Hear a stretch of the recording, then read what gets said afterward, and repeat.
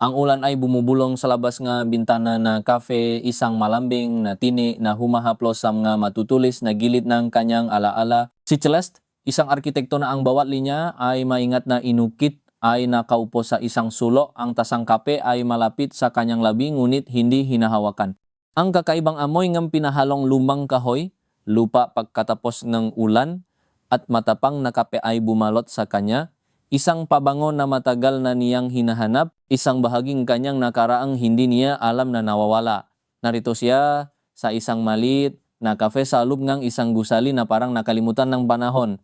Malapit sa Plaza Miranda, sa gitna ng Quiapo, ang lumang istruktura na may mga bintanang salamin na nababalutan ng alikabo at mga kurtinang luma na ay tila sumisipsip ng ingay ng lungsod, nag-iwan ng isang nakakagulat na katahimikan sa loob. Ang kanyang pulong kanina tungkol sa isang malaking proyekto sa Bonifacio Global City ay nag-iwan sa kanyang pagod at walang laman. Kailangan niya nga isang bagay na makakapagbigay sa kanya nga pundasyon. Isang bagay na tunay at hindi panadudungisan nga kislap at pagiging artipisyal nga modernong mundo. Ang lugar na ito, Cafe Pangarap, na natuklasan niya ng hindi sinasadya habang naglalakad sa magilid na kalsada nga Quiapo ay tila isang sagot. Ang loop ay maliit, may kaunting upuan na yari sa lumang kahoy at mga lumang larawan sa dingding na halos hindi na mabasa ang mga detalye dahil sa kulay na naglaho.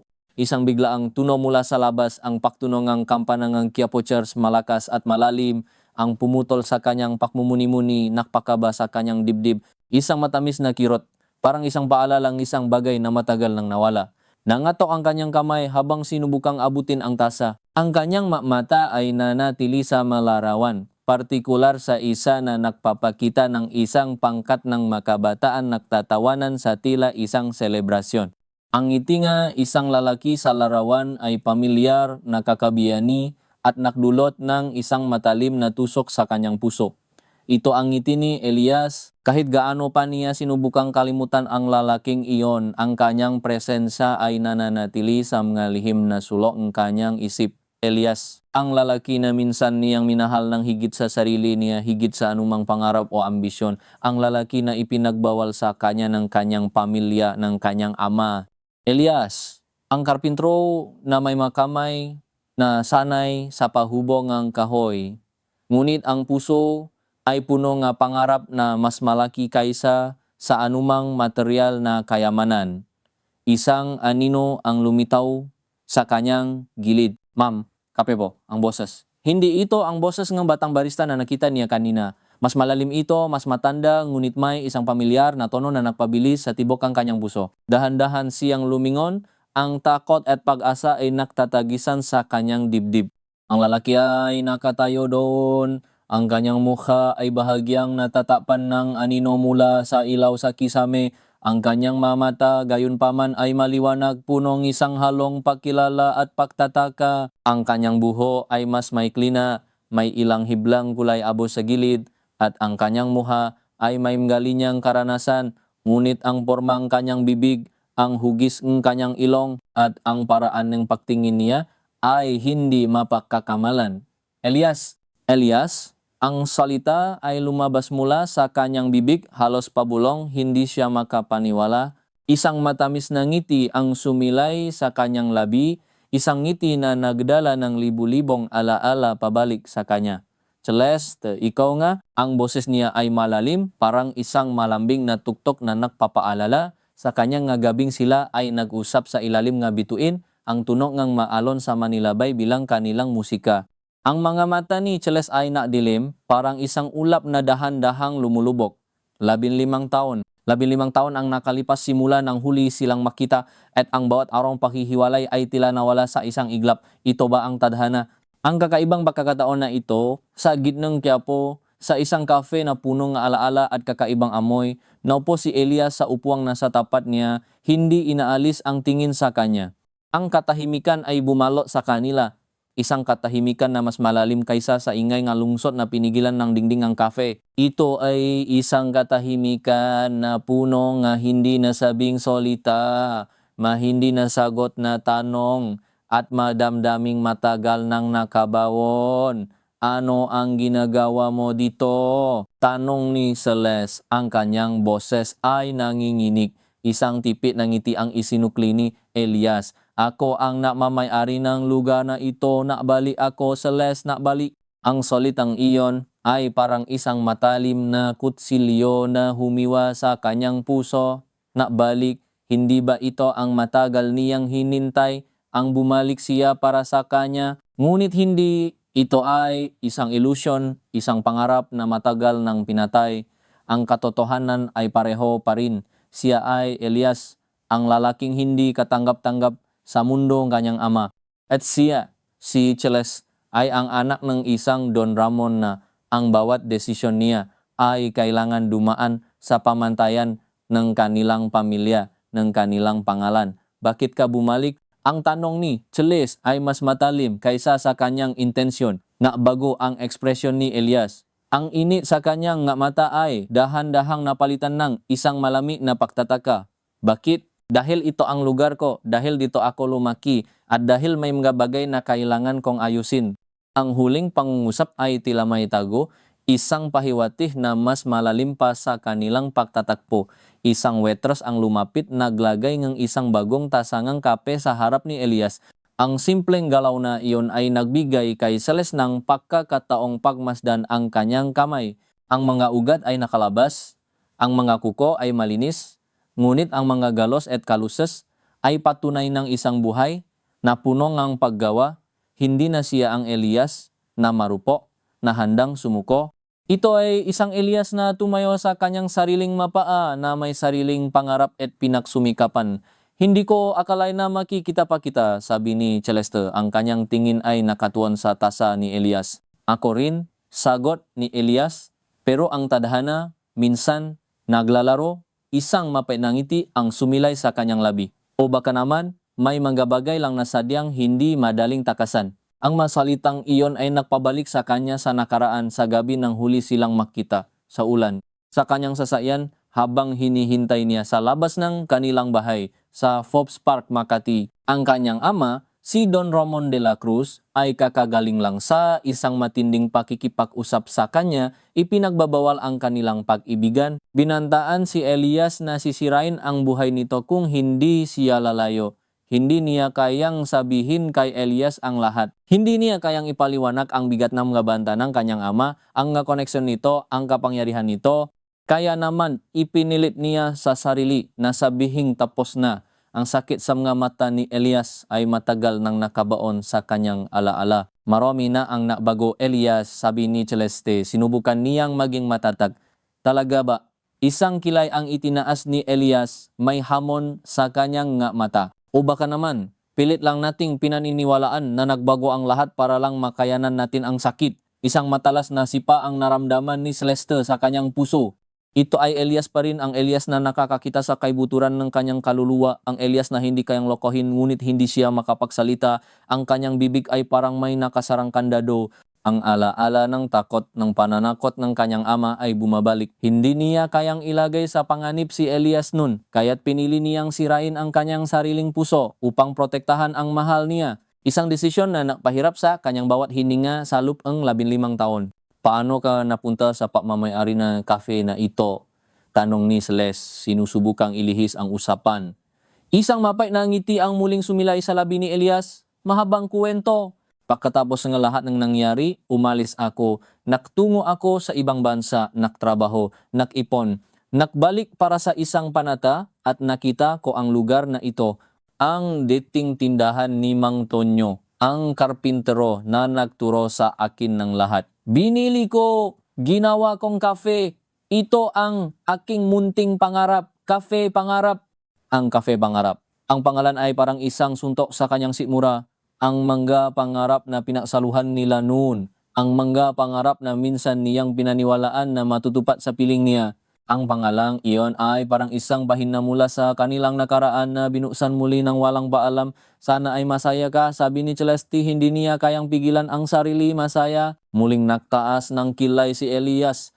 May kapayapaan ako, pero ang saya. Hindi ko alam kung kailan ko ulit mararamdaman iyon, Celeste. Maraming nangyari, maraming nasira. Mahinanakit sa kanyang boses, isang bakas ng sakit na hindi pa rin nawawala, na nagpapahiwati na sa kabilang lahat ng oras, hindi pa rin siya nakakabangon ng buo mula sa kanilang nakarang paghihiwalay. At isa sa mga bagay na nasira ay ang tiwala ko sa mga pangako sa mga taong madaling bumitaw, parang isang suntok sa kanyang puso ang mga salita ni Elias. Ito ang kanyang paniniwala, ang kanyang pahuhusga sa kanya.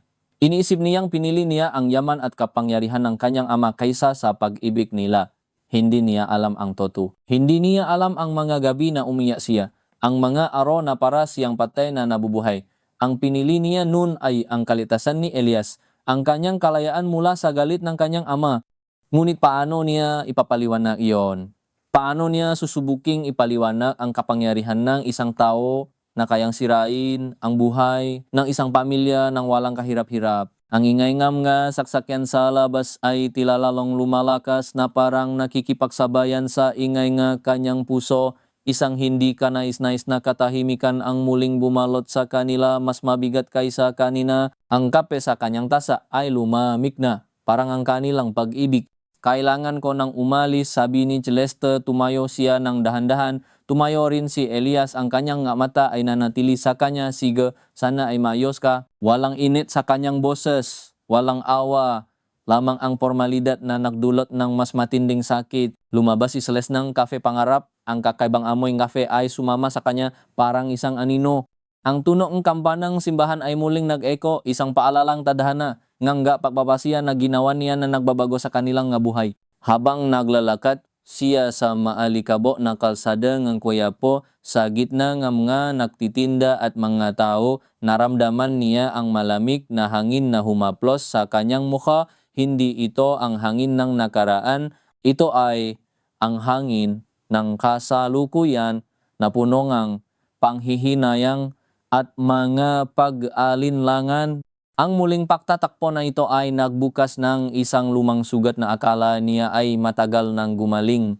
Ngunit ngayon, ito ay mas sariwa pa kaysa dati. Lumipas ang ilang araw, ngunit ang pagtatakpo nila ni Elias sa Quiapo ay patuloy na bumabagabak kay Celeste. Ang kanyang trabaho na dating kanyang kanlungan ay tila walang saysay. Ang mga blueprint, ang mga disenyo, ang lahat ng pamilyar sa kanya ay parang isang malabong ulap.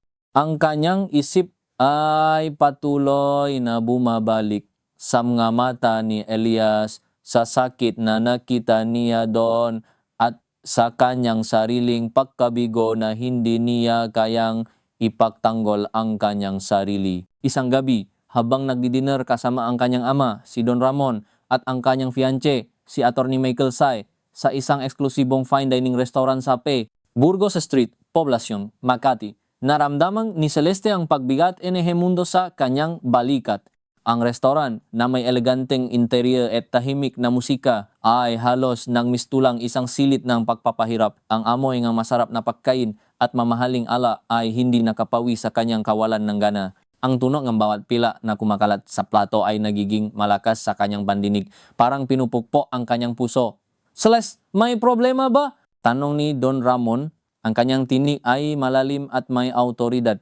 Ang nga mata niya na minsan nang nakpasinda sa kanya ay ngayon ay parang isang malamig na pader. Hindi mo halos nagalaw ang iyong pagkain. Napilitan si Celeste ngang isang ngiti. Wala po, Dad. Medyo pagod lang ako sa trabaho. Si Michael na isang matagumpay na abogado at isang lalaking matagal nang itinutulak ng kanyang ama sa kanya ay humawa sa kanyang kamay. Celeste, dapat mong magpahinga. Marahil ay masyado kang nagisip.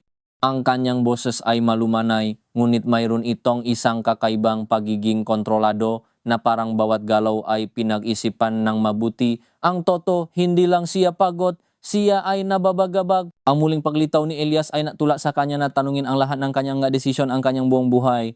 Ang kanyang kasal kay Michael ay nakaplano na. Ito ang naging kapalaran niya, ang buhay na pinili para sa kanya. Ngunit ngayon, sa pagtatakpo niya kay Elias, nagsimula siyang magduda kung ito ba talaga ang gusto niya. May nakita akong lumang kaibigan kanina. Sabi ni Celeste, ang kanyang mamata ay nanatili sa plato niya. Hindi niya alam kung bakit niya ito sinabi. Parang may isang puwersa na nagtulak sa kanya. Tumigil sa pahawak ng tinidor si Don Ramon. Sino? Ang tanong niya ay matalas puno ng paingat.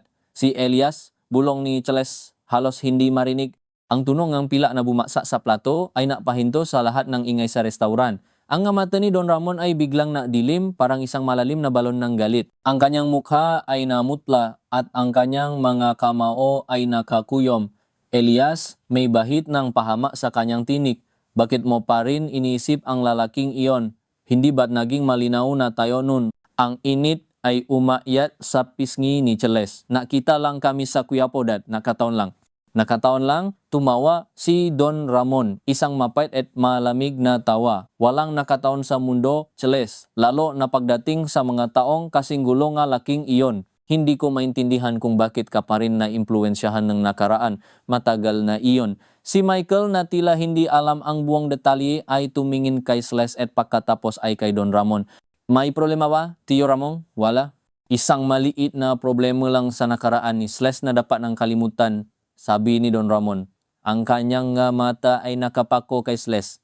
May banta sa kanyang tingin. Naramdaman ni Cheles ang bigat ng paninisi sa bawat salita. Alam niya ang ibig sabihin ng tingin na iyon. Ito ang parehong tingin na ibinigay sa kanya ng kanyang amo bago siya pinilit na makipaghiwalay kay Elias. Ang tingin na nagsasabing kung hindi niya susundin ang kanyang utos, may mangyayaring masama. Hindi lang sa kanya, kundi sa taong mahal niya. Nakabili siya ng kafe sa Quiapo, sabi ni Celeste, sinusubukang maging kalmado kahit na ang kanyang puso ay nagwawala. Nangalit ang panga ni Don Ramon. Kahit anong gawin niya, Elias pa rin siya, hindi siya nabibilang sa ating mundo. Celeste, hindi siya ang para sa iyo. Angkop ka sa isang lalaking kasing antas mo, isang taong may pangalan at kinabukasan, gaya ni Michael. Ang masolita ang kanyang ama ay parang mga martilyo na tumatama sa kanyang puso. Ito ang parehong masolita na narinig niya 15 taon na ang nakalipas. Ang parehong panghuhusga, ang parehong pagtatangi. Hindi niya kayang pigilan ang pagluha na namuo sa kanyang mata. Ayaw kong pag-usapan ito, Dad, sabi ni Celeste. Ang kanyang boses ay nanginginig. Ngunit kailangan mong pag-usapan, sabi ni Don Ramon. Ang kanyang tinig ay malamig. Kailangan mong malaman na ang iyong desisyon nun ay tama at kailangan mong isara ang kabanata na iyon. Hindi mo maaring hayaang guluhin ng nakaraan ang iyong kasalukuyan at hinaharap. Naramdaman ni Cheles ang galit na kumukulo sa kanyang dibdib. Hindi siya maaring maging kalmado. Hindi niya kayang ipaliwanag ang sakit. Sa lahat ng oras na nagdaan, sa lahat ng sakripisyo, sa lahat ng pagtatangka niyang kalimutan si Elias, ang kanyang ama ay nanatili pa rin sa kanyang matinding pagtatangi. Hindi niya alam kung gaano kalaki ang sakripisyo niya. Ang hangin sa restoran ay biglang naging mabigat.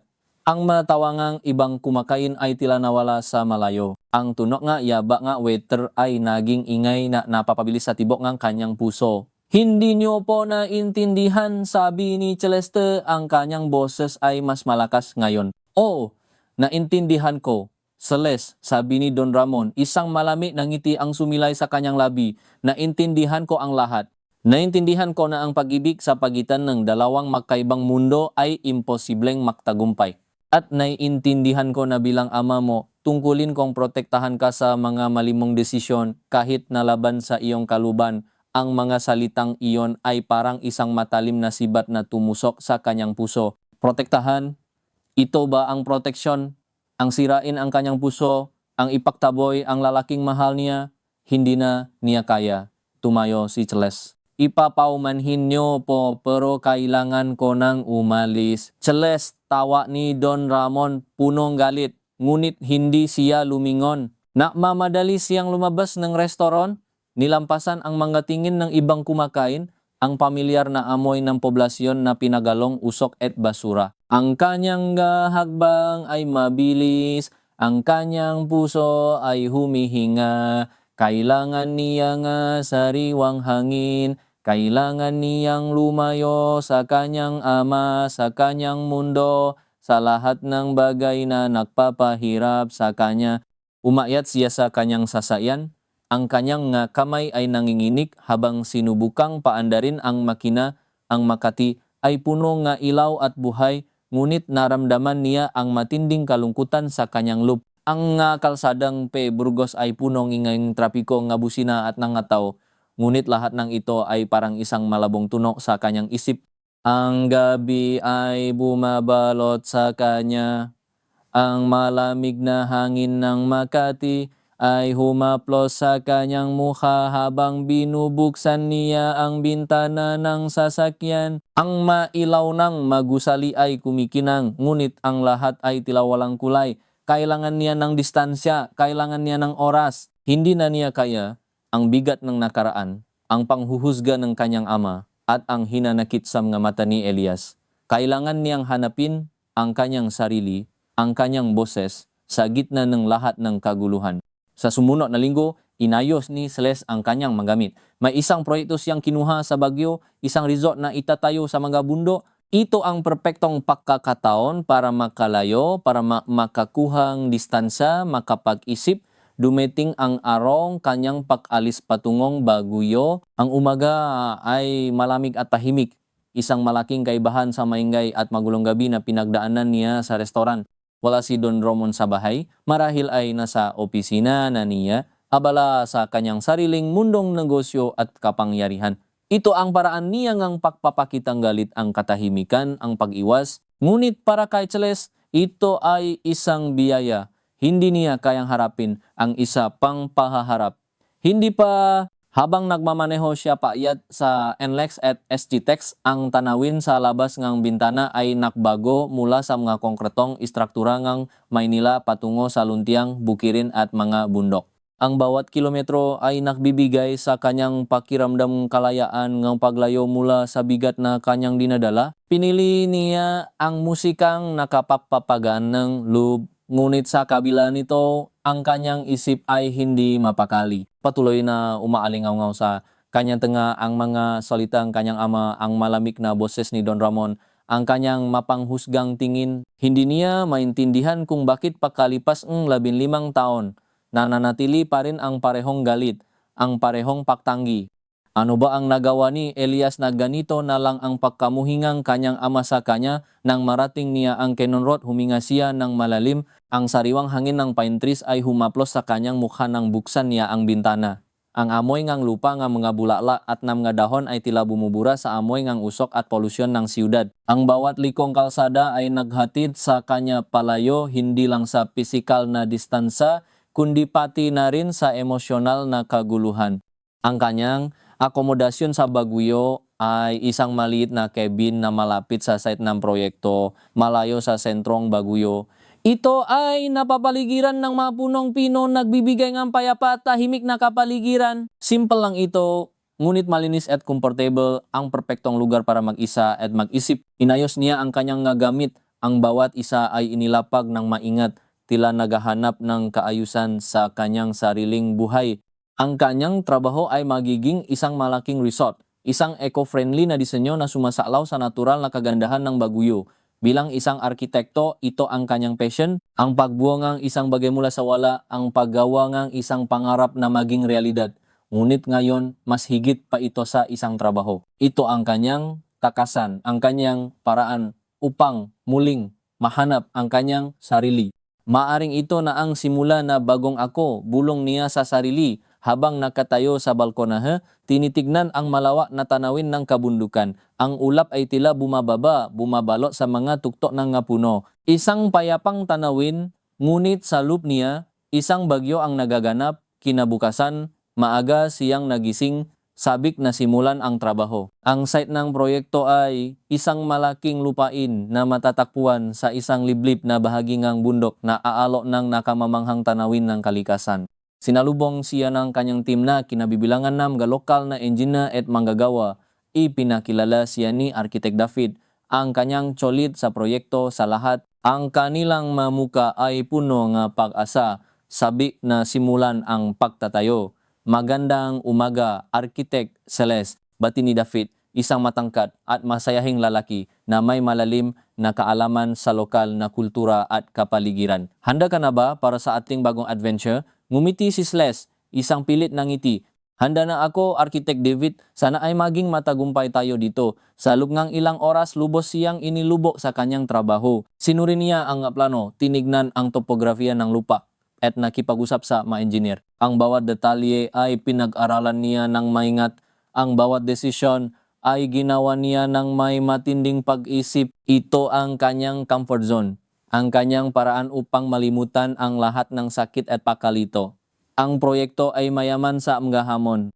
Kailangan nilang balansehin ang pagiging eco-friendly at ang pagiging moderno, ang paggamit nga lokal na materyales at ang pagsunod sa international standards. Ngunit sa bawat hamon, nakita ni Celeste ang isang pagkataon upang patunayan ang kanyang sarili, hindi lang sa kanyang ama, kundi sa kanyang sarili. Sa patatapos ang araw, pagod ngunit kontento si Celeste. Ang pisikal na pagod ay nakatulong upang mapawi ang emosyonal na sakit. Bumalik siya sa kanyang cabin, naglutong simpleng hapunan, at umupo sa balkonahe, tinitignan ang paglubog ng araw. Ang langit ay pininturahan ng mga kulay kahel, rosas at lila, isang sining na nilikha ng kalikasan.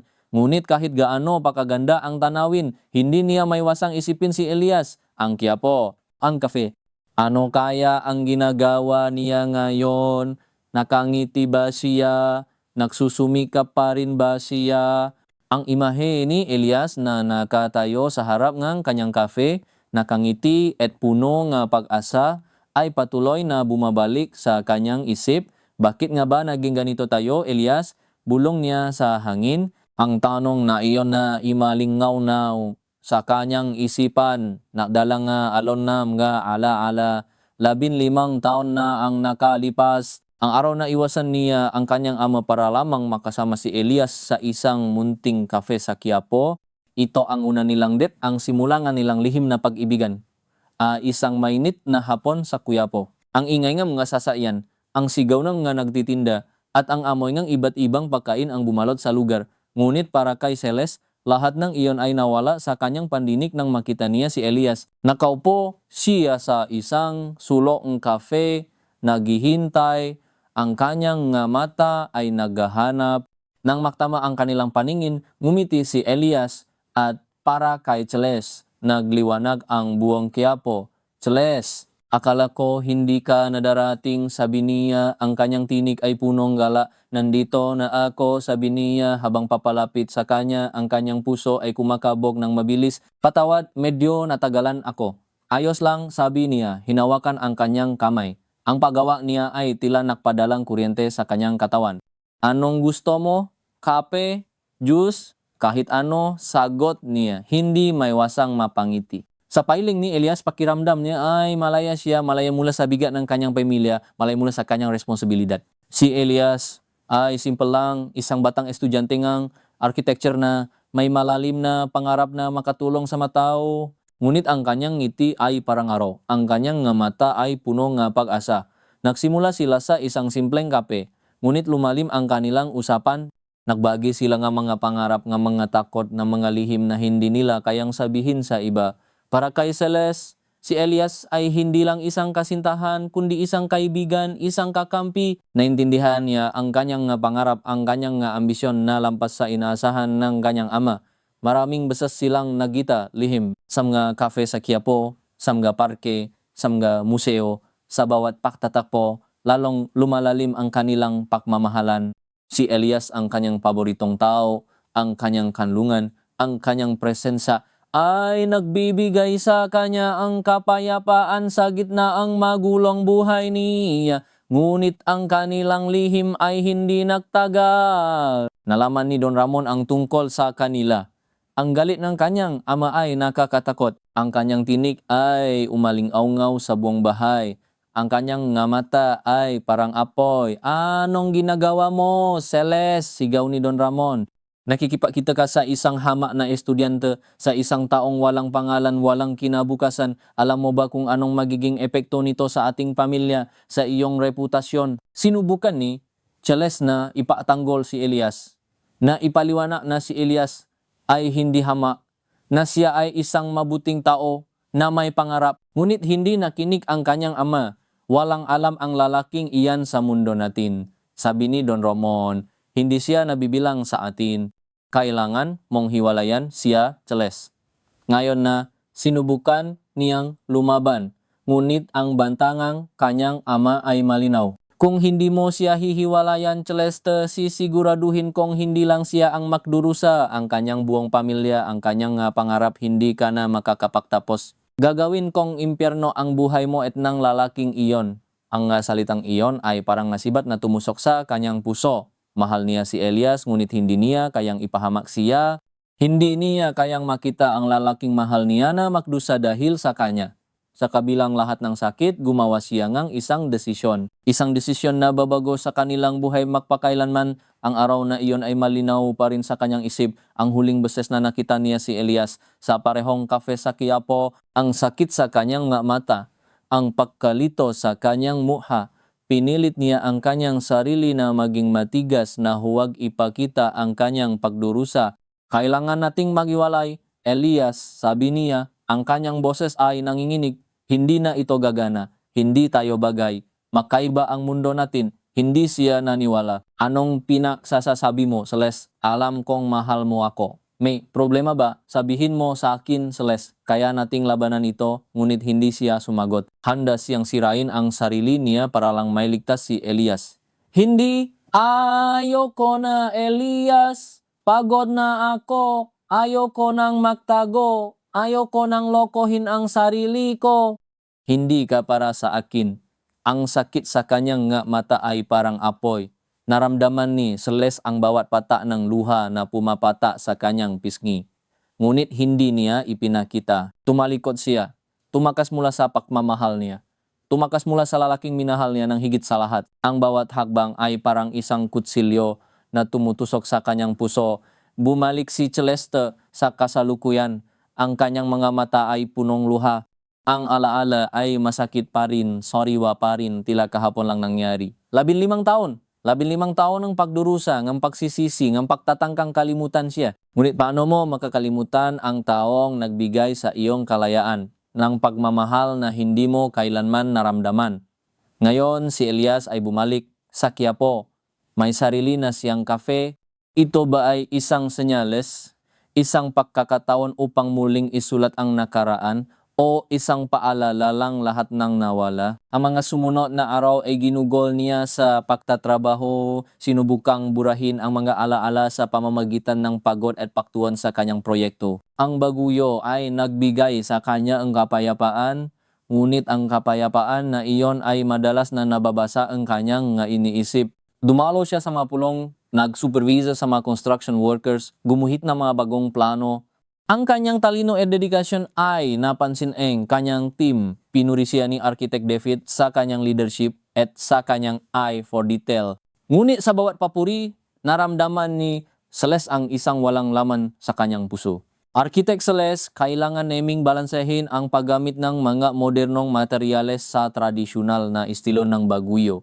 Sabi ni Architect David isang hapon habang naglalakad sila sa site. Gusto nating ipakita ang respeto sa kultura at sa kalikasan. Tama ka, sagot ni Celeste, tinitignan ang sketch ang resort. Ang bawat bahagi ang resort ay dapat na maging isang extension ang kalikasan. Hindi lang ito isang gusali, isa itong karanasan. Habang dinidisenyo niya ang resort, naisip niya ang isang cafe sa Quiapo.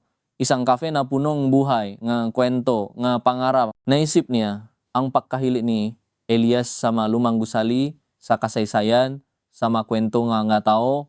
Noong bata pa sila, madalas silang nagpupunta sa mga lumang bahay at simbahan, nag-aral ng kanilang arkitektura at pinapangarap ang isang araw na sila ang magdidisenyo ng gusaling magbibigay buhay sa mga lugar na iyon. Isang araw, habang nasa isang lumang simbahan sila sa Quiapo, tinitignan ang detalyadong disenyo ng bubong, bumulong si Elias sa kanya. Ang galing talaga ng arkitekto nun, no? Celeste, sabi niya, ang kanyang mata ay nagniningning. Ginagawa nila ang magusali na hindi lang maganda kundi may kaluluwa, may kwento. Sana isang araw, magawa rin natin iyan, gagawin natin iyan. Elias, sabi ni Celeste, hinawakan ang kanyang kamay. Sabay tayong gagawa nga gusaling magbibigay inspirasyon sa mga tao. Pinangarap nila ang isang opisina na puno nga kanilang nga disenyo nga proyekto na makatulong sa mga komunidad nga gusaling sumasalamin sa kanilang pagmamahal sa signing at sa tao. Pinangarap nila ang isang buhay na puno ng paglalakbay, ng pagtuklas ng bagong kultura, ng paggawa ng mga proyekto sa iba't ibang sulok ng Pilipinas, Gusto kong magtayo ng isang cafe, sabi ni Elias isang gabi habang naglalakat sila sa lumang kalsada ng Quiapo. Isang cafe kung saan ang matao ay maaring makpahinga, makbasa, makwentuhan. Isang lugar kung saan ang matao ay maaring makalimutan ang kanilang mga problema kahit saglit lang. Magandang ideya iyan, Elias, sabi ni Cheles. At ako ang magdidisenyo ng kafe mo. Isang kafe na moderno pero may pakiramdam ng nostalgia, natawa si Elias. Ikaw talaga. Pero seryoso, Celeste, gusto kong magkaroon ni sarili kong negosyo. Hindi lang ako gusto magtrabaho para sa iba, gusto kong maging aking sarili. Naalala niya ang kanyang ama, ang kanyang paknanais na siya ay sundin ang kanyang yapa na makmanangang kanyang negosyo. Ngunit si Elias ay iba. May sarili siyang pangarap, sarili niyang landas. At iyon ang isa sa mga bagay na minahal niya kay Elias, ang kanyang katatagan, ang kanyang determinasyon. Naisip niya ang cafe ni Elias, kung paano niya ito dinisenyo, kung paano niya ito pinangarap. Ito ba ang cafe na pinangarap nila? Ang lugar kung saan sila ay magiging malaya, kung saan ang kanilang pangarap ay magiging totoo. Ang mga alaala ay parang mga anino na sumusunod sa kanya saan man siya magpunta. Sa bawat paguhit, sa bawat pulong, sa bawat sandalingang katahimikan, hindi niya ito kayang takasan. Kailangan mong harapin ito, Celeste, bulong ang kanyang isip. Hindi ka maaring maktago habang buhay. Isang gabi, habang nakaupo siya sa kanyang cabin, nagbukas siya sa kanyang laptop at sinimulang hanapin ang cafe sa Quiapo sa internet. Hindi nagtagal, nakita niya ang isang social media page. Ang Quiapo Cafe ni Elias. Ang kanyang puso ay kumabok ng mabilis. Ang malarawan ay nakpakitang isang cafe na may modernong ngunit may tradisyonal na ugnayan. Ang madingding ay pininturahan ng mga disenyo na sumasalamin sa kasaysayan ng Quiapo. Ang mga mesa ay gawa sa lokal na kahoy at ang mga silya ay comfortable at nakaanyaya. Ang ambiyansa ay mainit at welcoming, punong buhay. Ang kanyang dinisenyong cafe, ito ang cafe na pinangarap nila. At dun sa isang larawan, nakita niya si Elias. Nakatayo siya sa likod ng counter, nakangiti, nakahanda ang kape. Ang kanyang buhok ay mas mahaba na ngayon at may kaunting pila na sa kanyang templo. Ngunit ang kanyang mata ay pareho pa rin puno ng pag-asa, puno ng buhay. Ang kanyang ngiti ay nakakakuha pa rin kanyang hininga. Naramdaman ni Cheles ang isang halo-halong emosyon, galak, sakit, pagsisisi at pagmamahal na tagumpay si Elias. Natupad niya ang kanyang pangarap.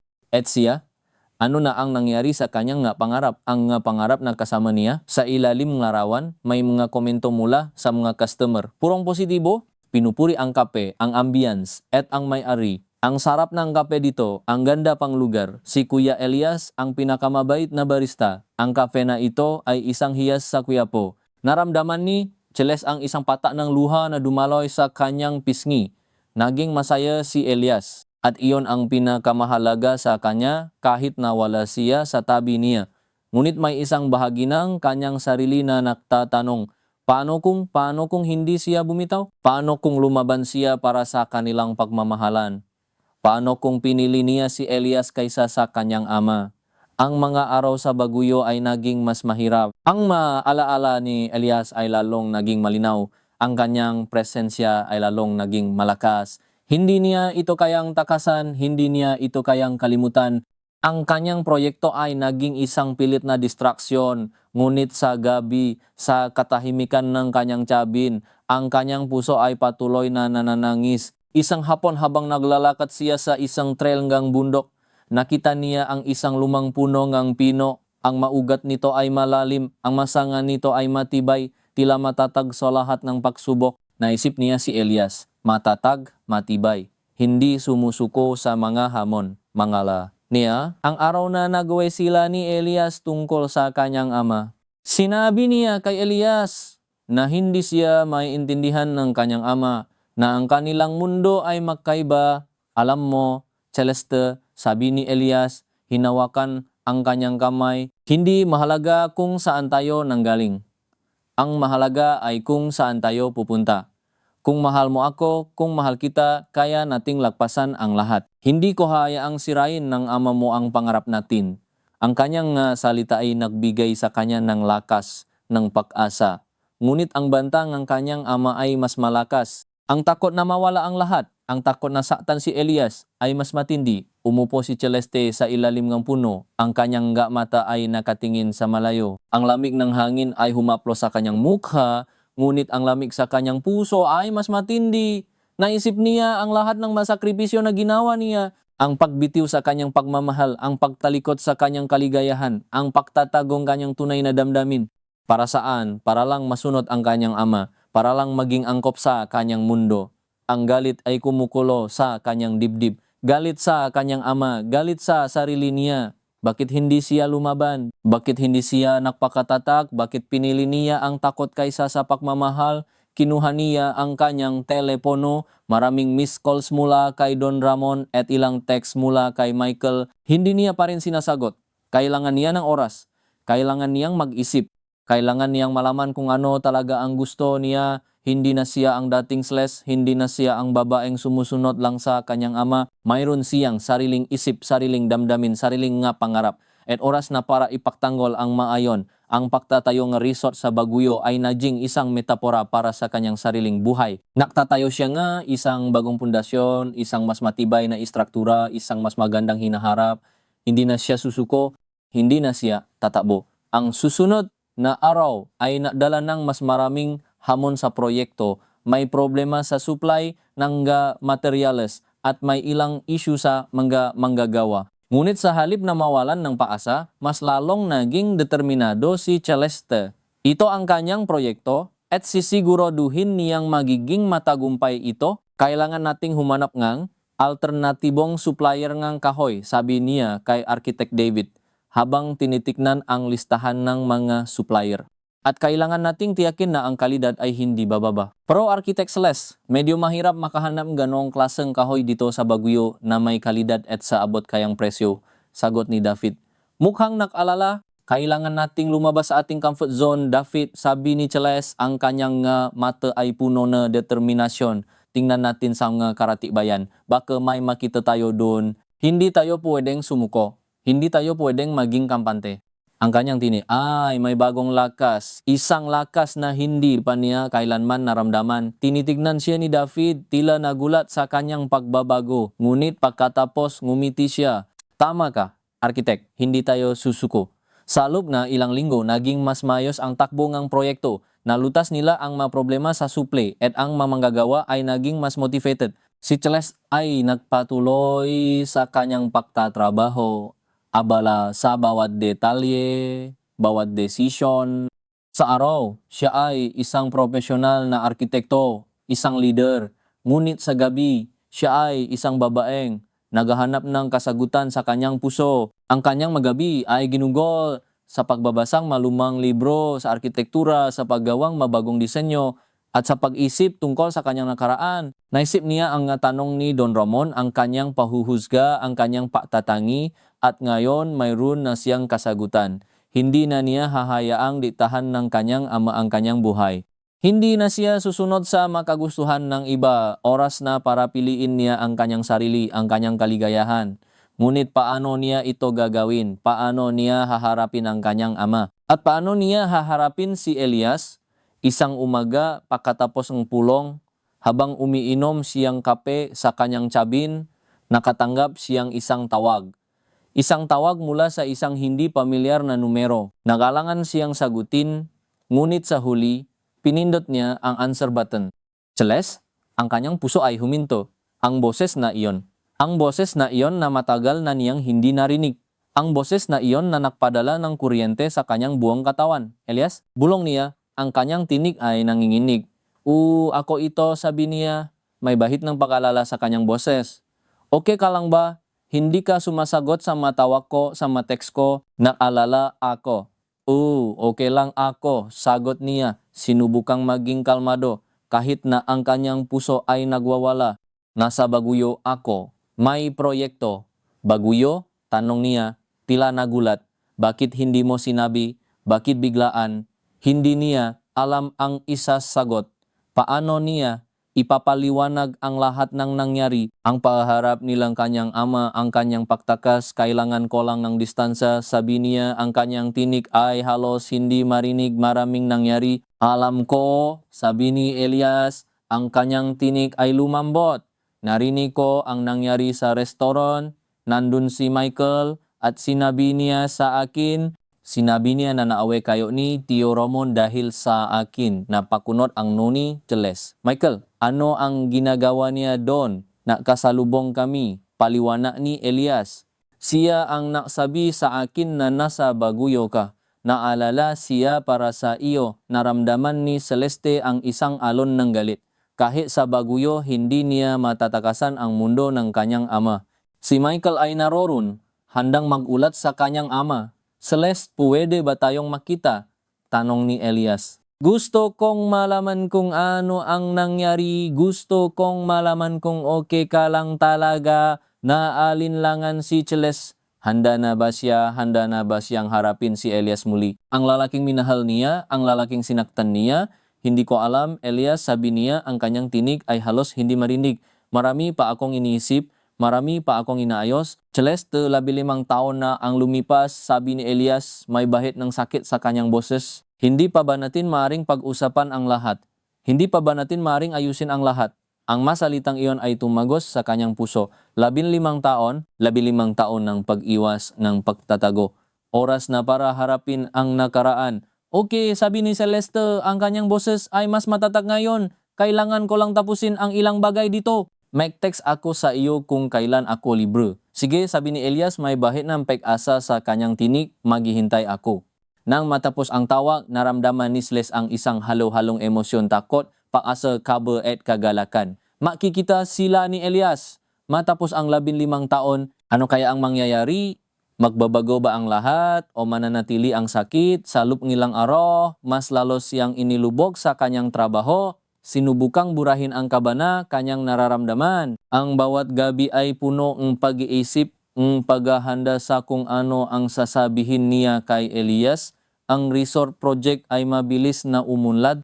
Ang magusali ay nagsisimula ng mabuo. Ang mga landscape ay nagsisimula ng mabigyan ng buhay. Ang kanyang madisenyo ay nagiging realidad at iyon ay nagbigay sa kanya ng malaking kagalakan. Isang hapon, habang tinitignan niya ang pagtatayo ng isang bahagi ng resort, naisip niya ang kanyang pangarap na magdisenyo ng eco-friendly na bahay ng magusaling sumasalamin sa kalikasan. Ito ang kanyang pangarap, isang pangarap na ibinahagi niya kay Elias. Isang linggo ng umaga, habang naglalakad sila sa lamesa Eco Park, pinag-uusapan nila ang kanilang mga pangarap. Gusto kong magtayo ng mga bahay na hindi lang maganda, kundi sustainable, sabi ni Celeste. Mga bahay na hindi nakakasiro sa kapaligiran.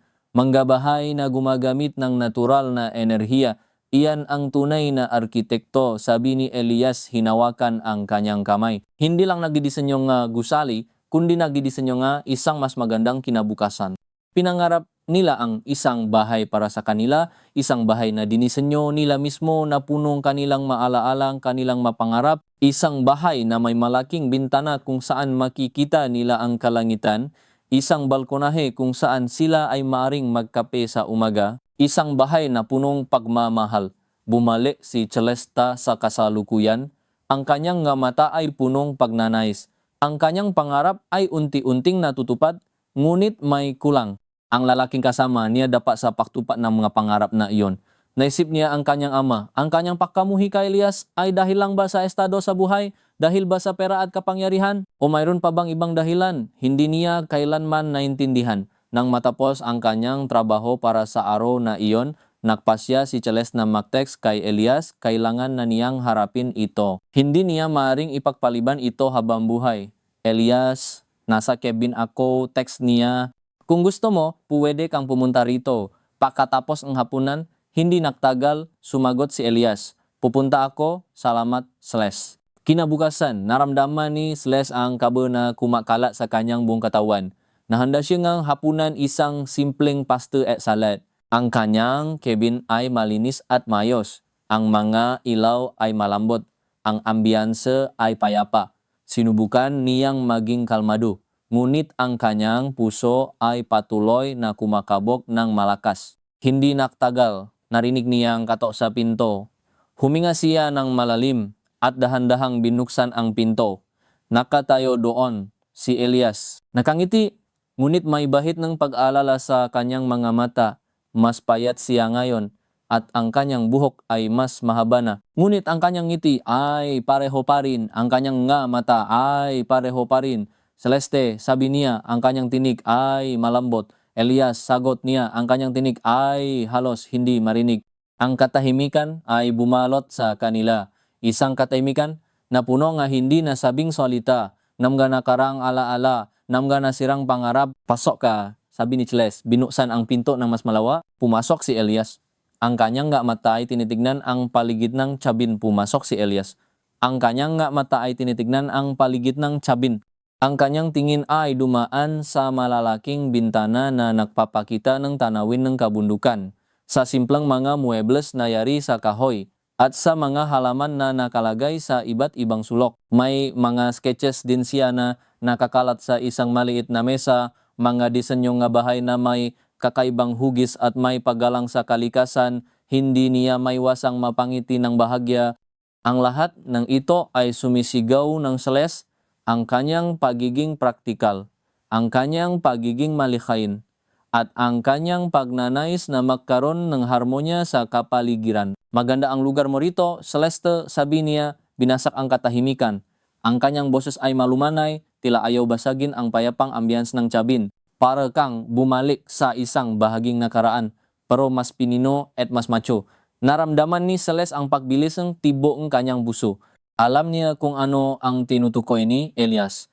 Ang bahaging nga nakaraan na puno nga kanilang nga pangarap, nga kanilang nga simpleng kagustuhan. Ang cabin na ito ay parang isang testamento sa mga iyon, isang evolusyon ng kanilang pinangarap na bahay. Salamat, sagot niya, ang kanyang tingin ay nakakulong sa sahig. Nahihirapan siyang salubungin ang tingin ni Elias. Ang daming emosyon na nakapalop sa mga mata nito, sakit, paasa, pakalito.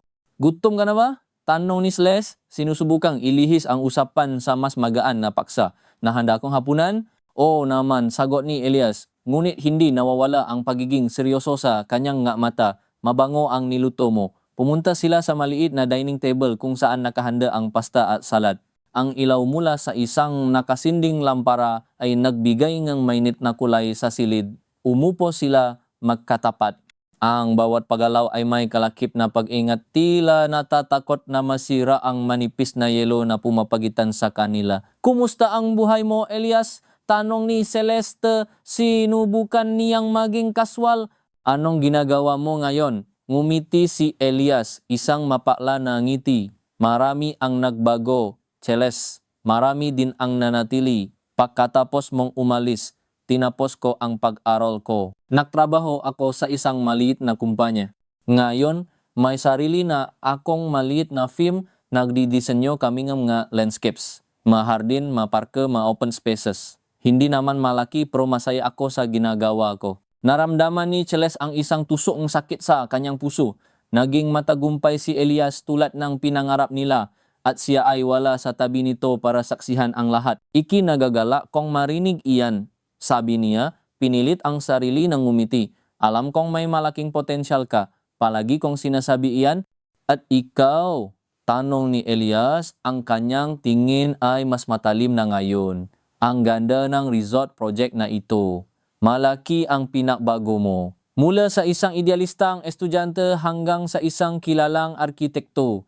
Pinipilit kong tuparin ang pangarap ko, sagot ni Celeste. Ang kanyang tinig ay halos pabulong. Kahit mag-isa, ang salitang iyon ay nadala ng bagong bigat sa pagitan nila. Ang hapunan ay naging tahimik.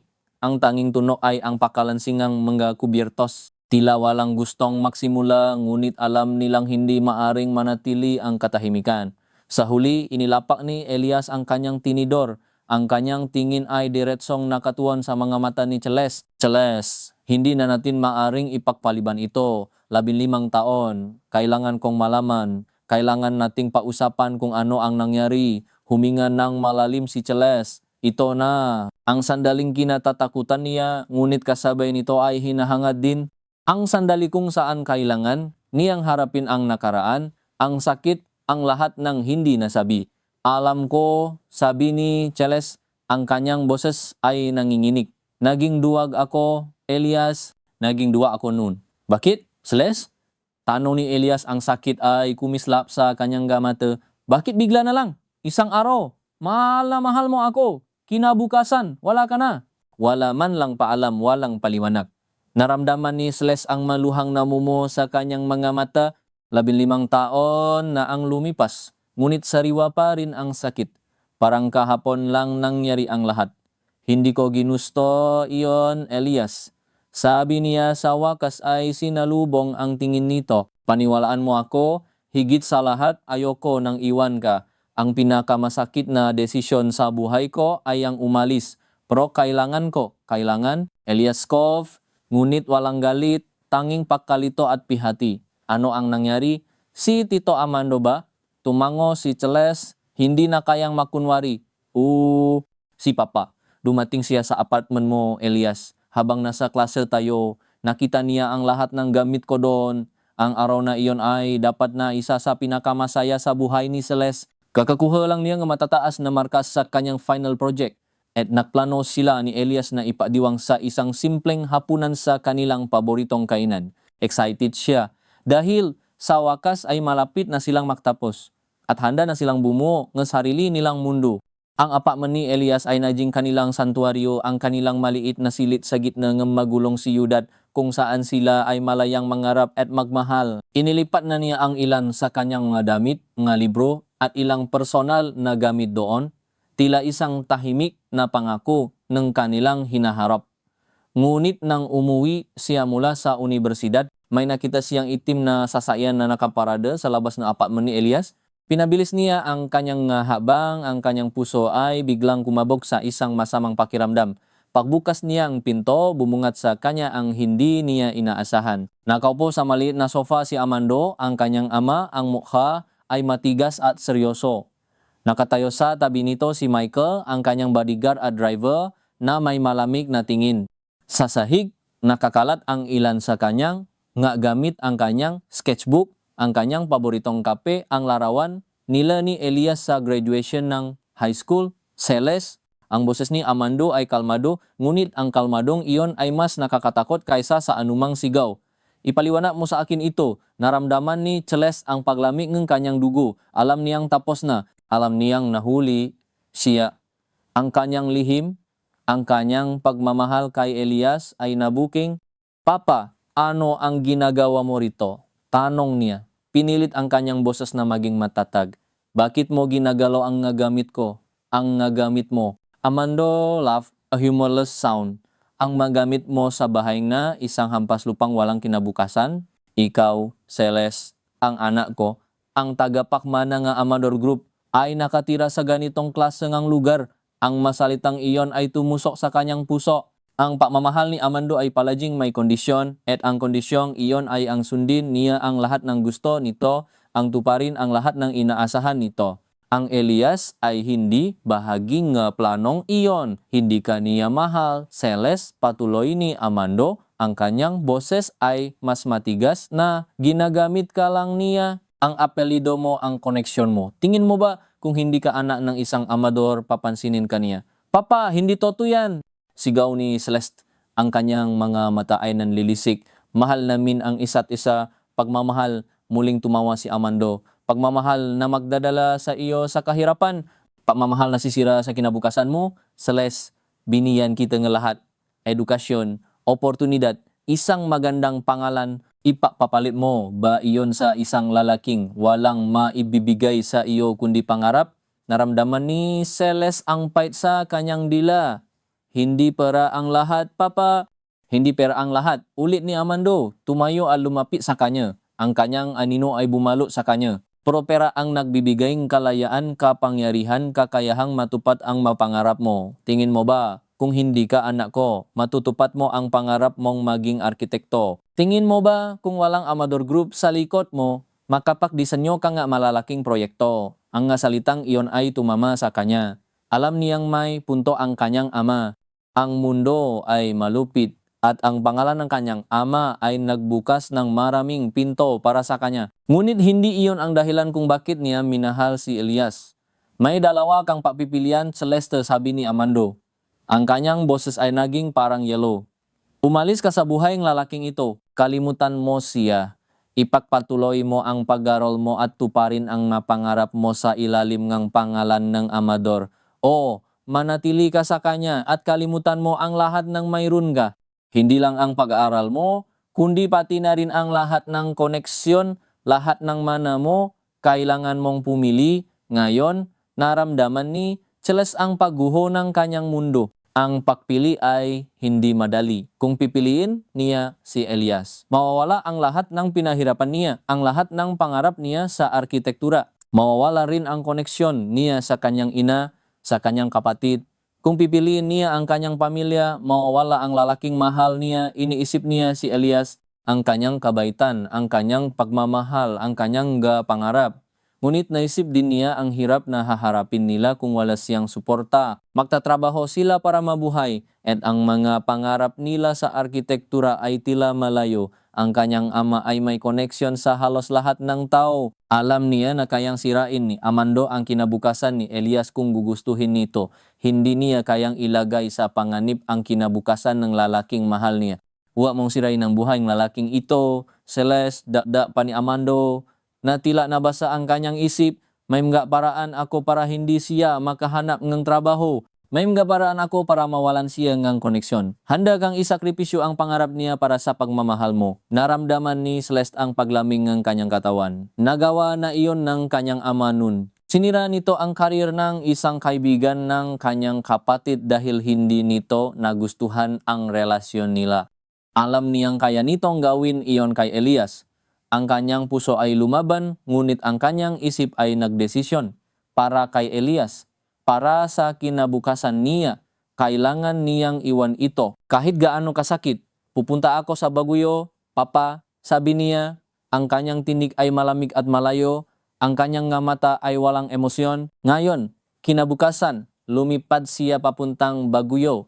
Hindi niya nagawang magpaalam kay Elias. Hindi niya kayang harapin ito, hindi niya kayang ipaliwanag ang masalitang iyon. Alam niyang masakit ito, ngunit umaasa siyang sa paglipas ng panahon, makakalimutan siya ni Elias at magpapatuloy ito sa buhay nito ng walang hadlang. Ngayon, nakaharap si Celeste kay Elias, ang kanyang nga mata ay puno ng luha. Sinabi nga, Papa ko na kung hindi kita iwan, sisirain niya ang buhay mo, sisiguraduhin niyang hindi ka makakahanap ng trabaho, sisirain niya ang karir mo. Alam kong kaya niyang gawin iyon, Elias. Ayoko nang mangyari iyon sa iyo. Ayoko nang maging dahilan ng pagkasira ng mga pangarap mo. Nakatulala si Elias, ang kanyang bibig ay bahagyang nakabukas. Hindi ko alam iyan, Celeste. Akala ko, nagsawa ka lang. Akala ko, napagod ka sa akin. Akala ko, nagbago ang feelings mo. Ang kanyang boses ay puno ng sakit. Ang sakit ng 15 taon ng maling akala ng pakalito. Paano ako magsasawa sa iyo, Elias? Tanong ni Celeste. Ang kanyang maluha ay umagos na sa kanyang pisngi. Paano ako mapapagod sa iyo? Ikaw ang mundo ko noon, ikaw ang lahat sa akin. Narinig ni Elias ang pagbagsak ng kanyang tinidor sa mesa. Tumingin ito sa kanya, ang kanyang mata ay napapakita ng isang bagong uri ng sakit, isang sakit na may bahit ng baksisisi. Naniwala ako sa mga sinabi ni Tito Amando. Sabi ni Elias, ang kanyang boses ay nanginginig. Sinabi niya sa akin na umalis ka na. Sinabi niya na nakpas siya kang bumalik sa pamilya mo, sa mga obligasyon mo. Sinabi niya na hindi mo talaga ako minahal, na isang laro lang ito sa iyo. Naniwala ako sa kanya dahil wala kang sinabi, wala kang ipinaliwanag. Naramdaman ni Celeste ang pagkalagot ng kanyang hininga. Paano ko sasabihin sa iyo, Elias? Kung sinabi ko sa iyo, lalo lang niya kayong paghihiwalayin. Kung sinabi ko sa iyo, baka lumaban ka sa kanya at ayoko nang mangyari iyon. Hindi ko kayang harapin ang galit ng papa ko, lalo na kung ikaw ang pagbubuntunan niya. Dapat sinabi mo sa akin, Celeste, sabi ni Elias, ang kanyang boses ay puno ng pihati. Dapat pinakatiwalaan mo ako, gusto kong lumaban para sa iyo. Gusto kong lumaban sa kanya. Hindi mo alam kung gaano kasakit ang mawalan ka ng walang dahilan, ng walang paalam. Ang bawat araw, tinatanong ko ang sarili ko kung ano ang nagawa kong mali, kung hindi ba ako sapat para sa iyo. Ang kanyang masalita ay tumagos sa buto ni Celeste. Naramdaman niya ang matinding pagsisisi. Sana ay pinagkatiwalaan niya si Elias. Sana ay nagpakatatag siya. Ngunit nun, siya ay bata pa. at ang takot sa kanyang ama ay mas malaki kaysa sa kanyang pag-ibig, o kaya ay ang kanyang pag-ibig ang naktulak sa kanya na gawin ang sa tingin niya ay tama para kay Elias. Patawarin mo ako, Elias, sabi niya. Ang kanyang tinig ay halos hindi na marinig. Patawarin mo ako sa lahat, sa sakit na naidulot ko sa iyo, sa pag-alinlangan na ipinaranas ko sa iyo. Wala akong araw na hindi ka inisip. Wala akong araw na hindi ako nagsisi sa desisyong iyon. Umuuso ang kanyang maluha habang sinasabi niya ang bawat salita. Ang sakit na matagal na niyang kinikimkim ay sa wakas ay nabitawan. Tumayo si Elias at lumapit sa kanya. Dahan-dahan itong lumuhod sa kanyang harapan, hinawakan ang kanyang nakamay. Hindi mo kailangang humingi ng tawad sa pagtatangka mong protektahan ako, Charles. Pero ang sakit na dinulot mo sa akin, ang sakit na dinulot sa akin ng mga maling akala. Hindi ko alam kung paano ito mawawala. Naramdaman ni Celeste ang init ng kanyang nga kamay. 15 taon ng pahihiwalay, at ngayon sila ay makahawa ng kamay muli. Ang pakiramdam ay pareho pa rin. Ang pagmamahal, hindi ko rin alam. Elias, sabi ni Celeste, ang kanyang boses ay puno ng kawalan ng pag-asa. Pero gusto kong ayusin ito, kung may paraan, gusto kong ipaliwanag ang lahat. Gusto kong malaman mo na hindi ka nawala sa puso ko kahit kailan. Tumingin si Elias sa kanyang mamata, isang malalim at matinding tingin. Kung gayon, bakit mo ako pinabayaang maniwala sa makasinungalingan? Bakit mo pinabayaang lumaki ang galit at pait sa puso ko? Natakot ako, Elias, pagamin ni Celeste. Natakot ako sa papa ko, natakot ako na sisirain niya ang lahat. Hindi lang ang pangarap mo, kundi pati na rin ang pangarap ko, ang pangarap nating dalawa. Naisip ko na kung pipiliin ko ang karir ko, makatulong ako sa iyo sa ibang paraan, na balang araw magkikita tayo muli at ipapaliwanag ko ang lahat. Isang gabi, habang naaral si Celeste sa kanyang apartment sa Baguio, narinig niya ang tawag ni Elias sa kanyang voicemail. Hindi niya ito sinagot, ang kanyang puso ay kumikirot sa bawat ring. Ang boses ni Elias ay nakpakita ng pagkalito, ng pag-alala at sa huli ng sakit. Celeste, bakit? Ano ang nangyari? Hindi kita maintindihan. Alam kong may problema, sana sabihin mo sa akin, nag-aalala ako sa iyo. Mahal na mahal kita. Umiyak si Celeste ng tahimik. Ang kanyang mukha ay nakasubsob sa kanyang unan. Gusto niyang sumagot, gusto niyang ipaliwanag. Ngunit paano? Paano niya sasabihin sa lalaking mahal niya na kailangan niya itong iwan para maprotektahan ito? Paano niya sasabihin na ang kanyang sariling ama ang halimaw na sumira sa kanilang mundo? Ang bawat araw sa Baguio ay isang pagpapahirap. Kahit nasa malayo siya, nararamdaman pa rin niya ang anino ng kanyang ama. Palagi siyang binibisita ni Michael na tila binabantayan siya. Ang kanyang ama ay nabadala sa kanyang nga libro nga lahat ng kailangan niya para makapag-aral. Ngunit walang pagmamahal sa mga iyon, tanging obligasyon. Ang tanging sandali na nakakaramdam siya ng kapayapaan ay kapag nagdidisenyo siya. Ang bawat linya, bawat kurba ay nagiging isang paktaka sa kanyang kalungkutan. Pinangarap niya ang bahay na hindi lang maganda, kundi may kaluluwa, magabahay na punong pagmamahal. Ang bawat disenyo ay nagpapaalala kay Elias sa mga pangarap nila. Naktapos siyang summa cum laude, ngunit walang kagalakan sa kanyang puso. Ang pagtupat sa kanyang pangarap ay naging walang kabuluhan kung wala si Elias sa kanyang tabi. Ang kanyang tagumpay ay naging isang patunay na sinunod niya ang utos ng kanyang ama, na isinakripisyo niya ang kanyang pag-ibig para sa isang pangalan at posisyon. Ngunit sa loob niya, alam niyang mali ang kanyang desisyon.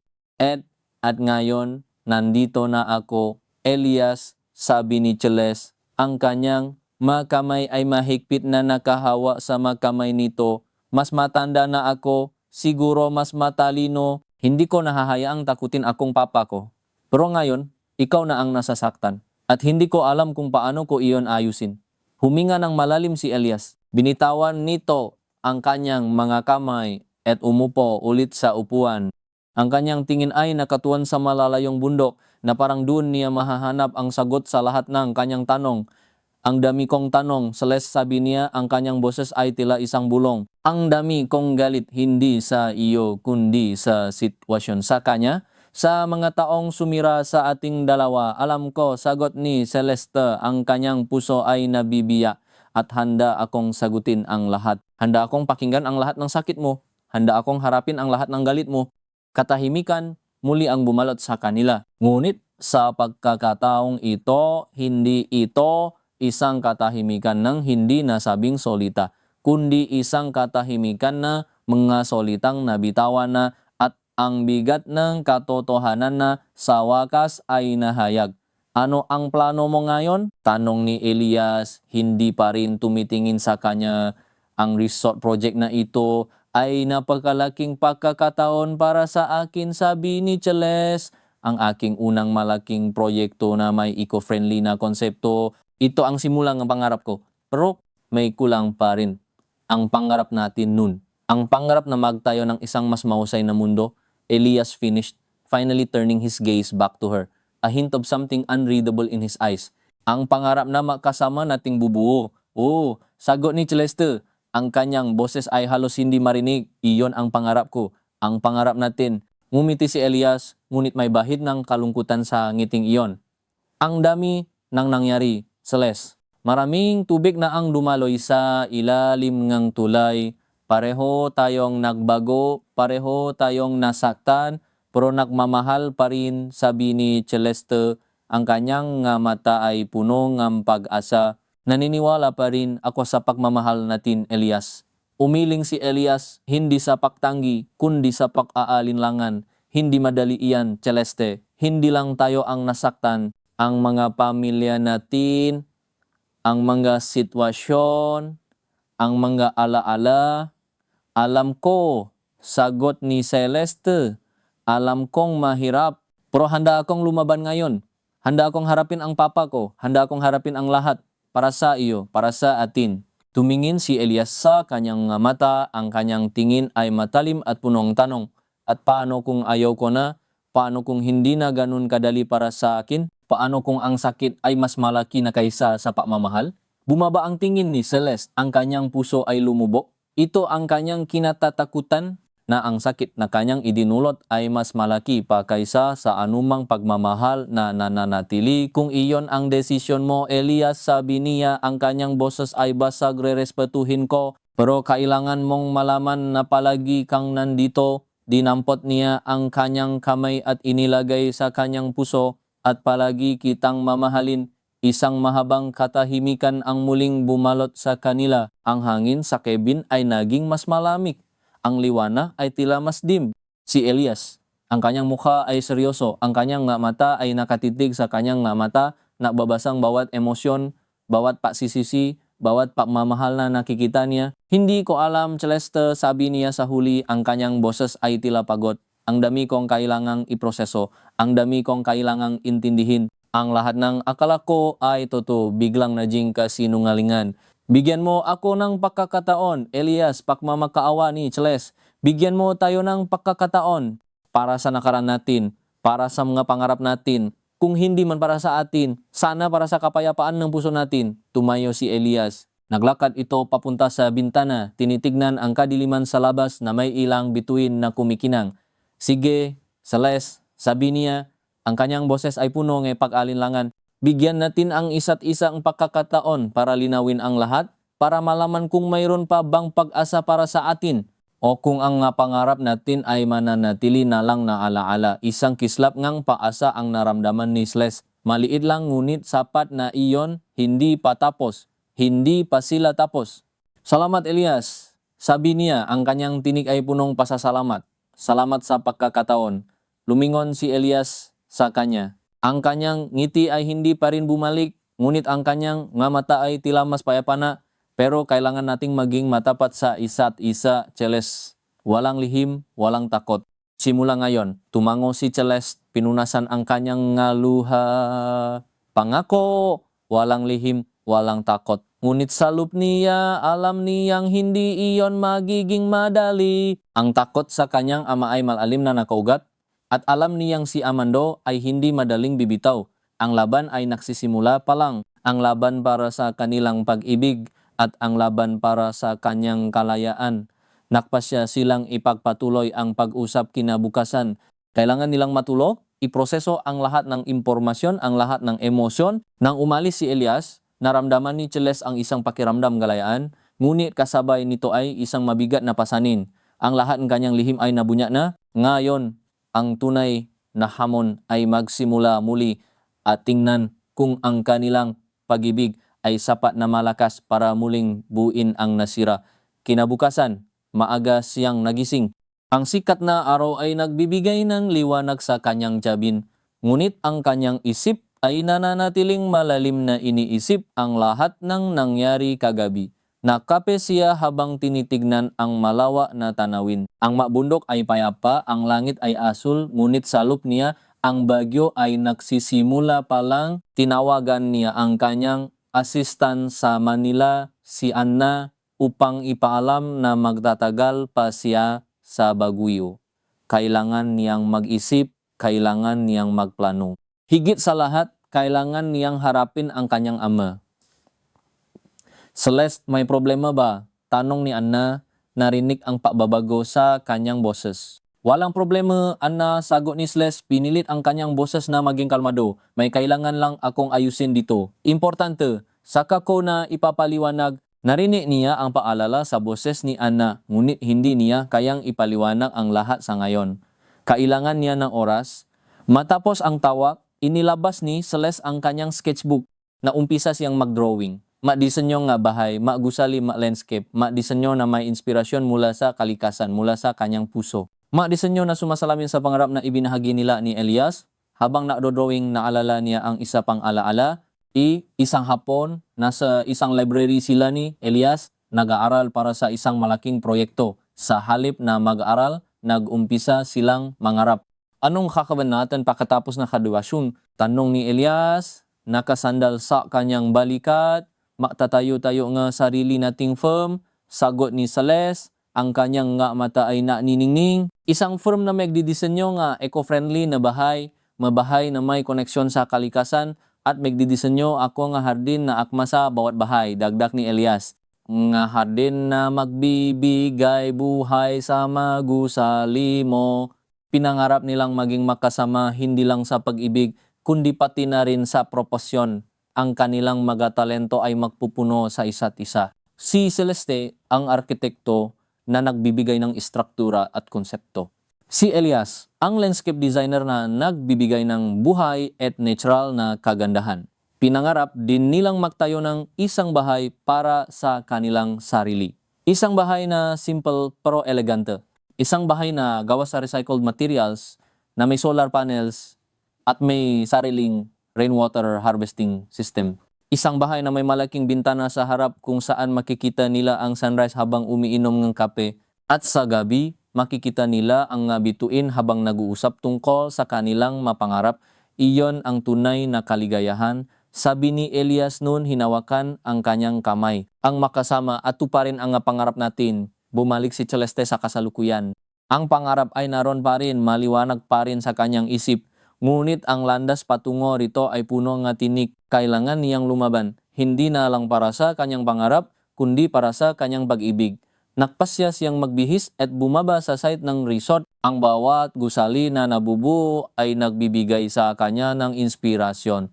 Ito ang simula, ito ang kanyang canvas. Habang tinitignan niya ang manggagawa, naisip niya ang kanyang ama. Hindi na siya pwedeng magtago.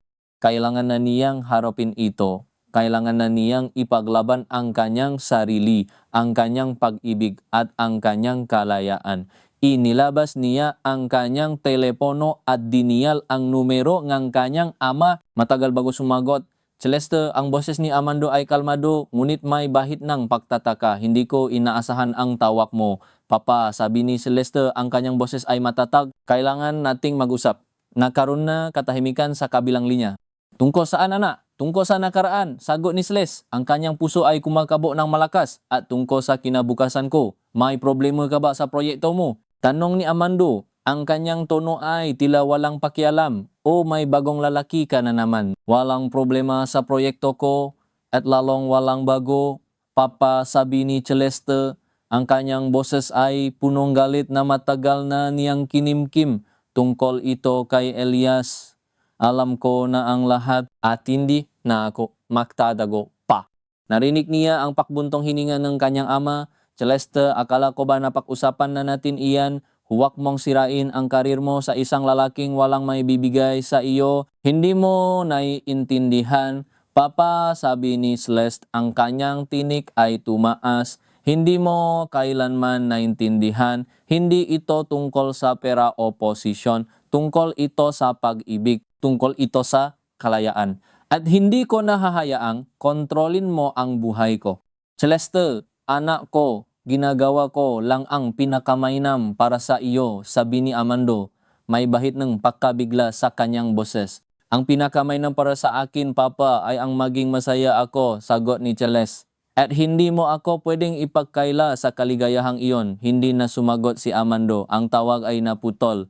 Ngunit alam ni Celeste na hindi pa tapos ang laban. Ito ay nagsisimula pa lang. Ang kanyang ama ay hindi titigil ng madali at ngayon mayroon na siyang dahilan para lumaban. Si Elias, ang kanilang nga pangarap, ang kanilang kinabukasan. Ito ang simulang kanyang tunay na paglaya. Pagkatapos ng tawa, naramdaman ni Celeste ang isang alon ng kapayapaan na bumalo sa kanya. Sa 15 taon, nagtago siya sa ninong kanyang ama, nagpatianod sa kanyang takot. Ngayon sa wakas ay nabasag niya ang tanikala. Ang desisyon na harapin ang kanyang ama ay isang malaking hakbang, isang hakbang na pinahandaan niya ng matagal. Kahit na alam niyang magiging mahirap ang laban ang pagbigkas, katotohanan ay nagbigay sa kanya ng lakas. Bumalik siya sa Tiabin, ang kanyang isip ay abala sa pagpaplano. Kailangan niyang maging handa, hindi lamang para sa kanyang sarili, kundi para kay Elias din. Ang pag-usap nila kagabi ay nagbukas ng isang pinto at ngayon kailangan nilang lumakat ng magkasama. Nagtext siya kay Elias, may kailangan tayong pag-usapan ulit. Bukas ng umaga sa La Presa Eco Park, doon natin simulan muli. Ilang minuto lang ang lumipas, sumagot si Elias, sige, maghintay ako. Ang simple ngunit matatak na tugon ni Elias ay nagbigay sa kanya ng pag-asa. Hindi siya nag-iisa sa laban na ito.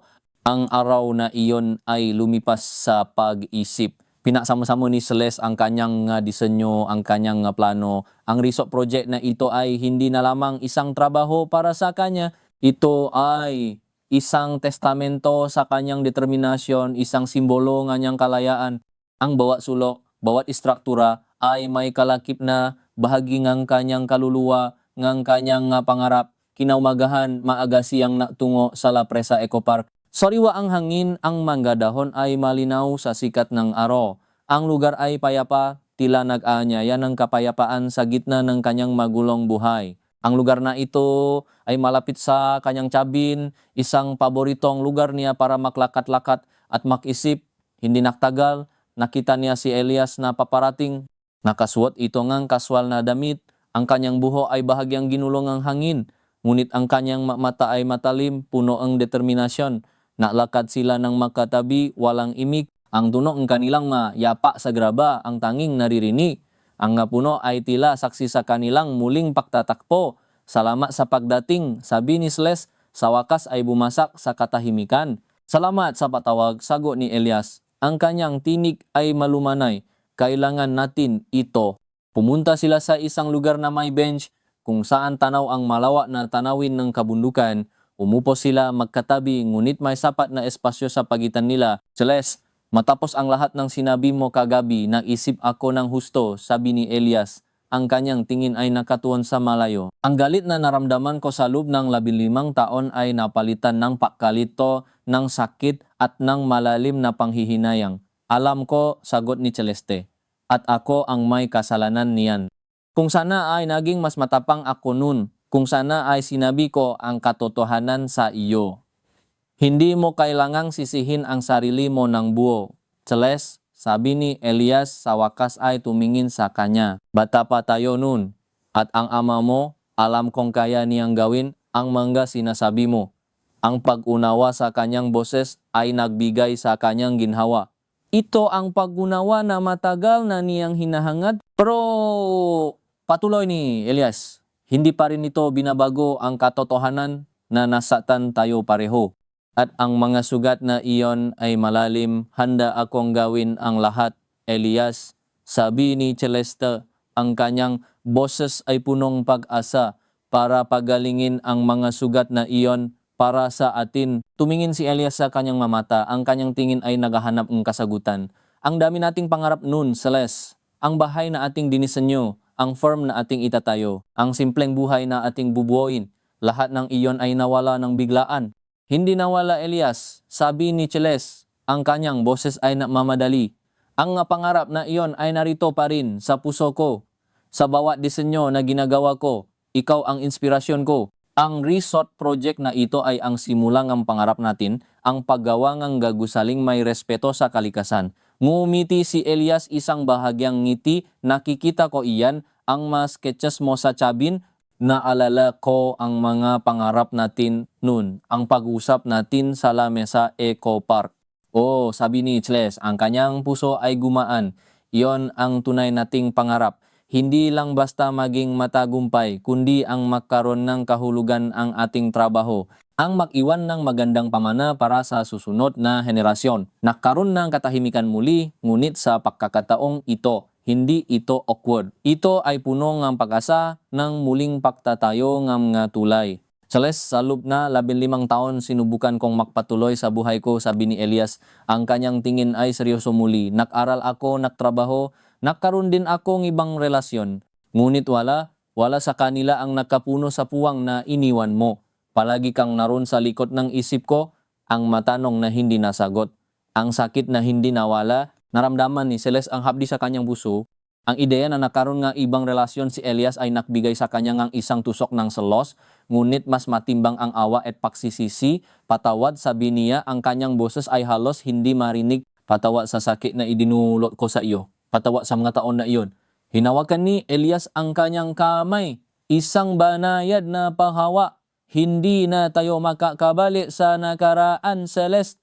Hindi na tayo makakabalik sa mga taong iyon na walang problema, na walang sakit. Ngunit maaari tayong bumuong bago. Kung handa ka, ang mga salitang iyon ay nagbigay sa kanyang napakalaking kagalakan. Handa ako, Elias. Higit sa lahat, handa ako.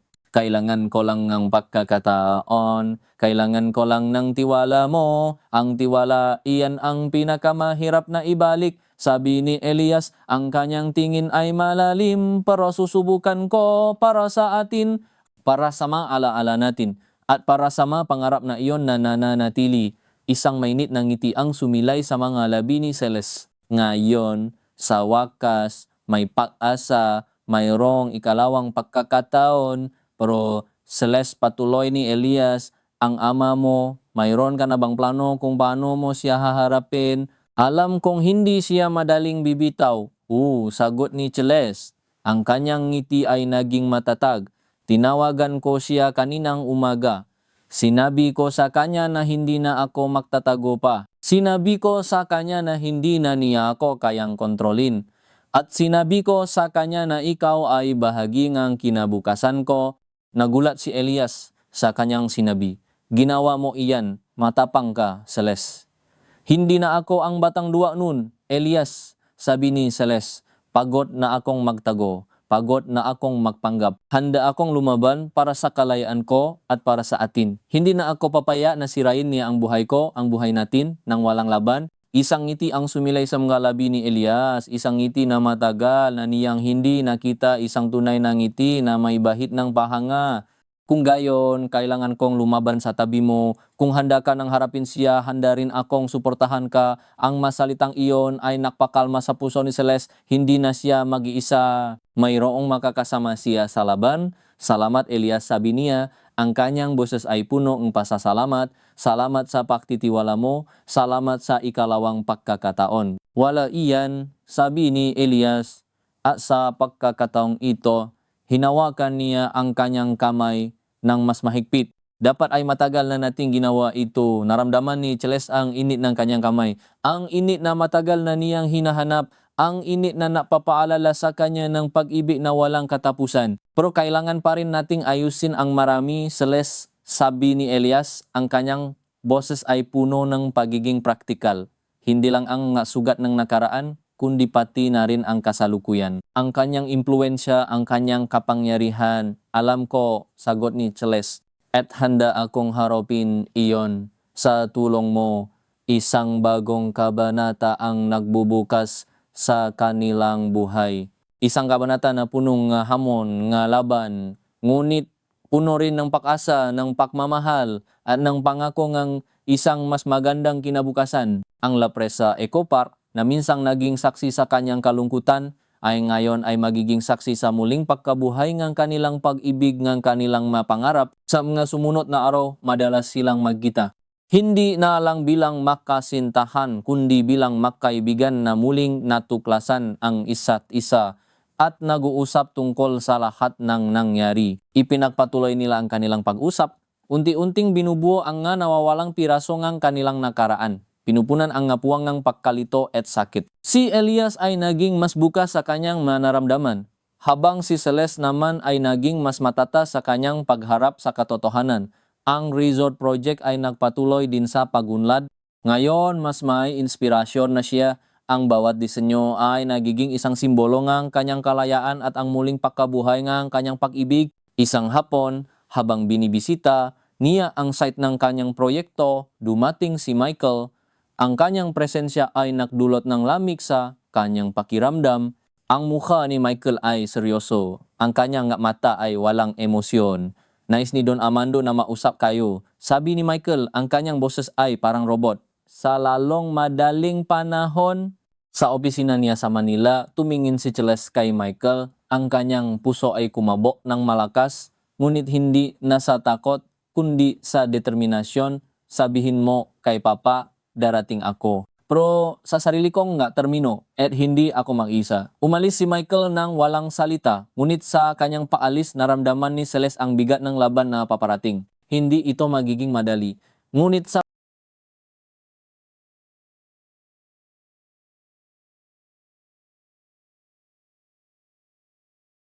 sa kanyang lungga, darating ka ba?